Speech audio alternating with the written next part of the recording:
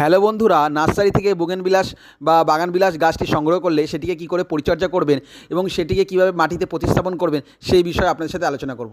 প্রথমত নার্সারি থেকে যখন বোগেনভিলিয়া গাছটি সংগ্রহ করবেন আপনাকে দেখে নিতে হবে গাছটি যেন পরিপূর্ণ হয়। একদম ছোট বাচ্চা গাছ নিলে হবে না, সেই গাছটি কিন্তু প্রতিস্থাপনের এক সপ্তাহের মধ্যে মরে যাবে, ডাল শুকিয়ে যাবে।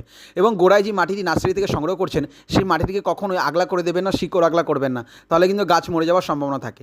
এই গাছটি বসানোর সময় যে পাত্রতে বসাবেন সেই পাত্রে যেন ভালো ড্রেনেজ সিস্টেম থাকে, তার জন্য আমি এই পাত্রের মধ্যে একটি বস্তা দিয়ে দিলাম এবং পিছন থেকে ভালো করে ফুটো করে ড্রেনেজ সিস্টেমটি করে নিলাম।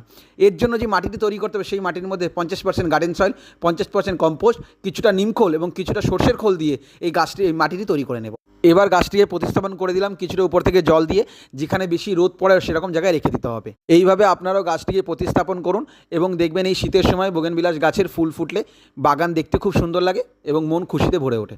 নমস্কার।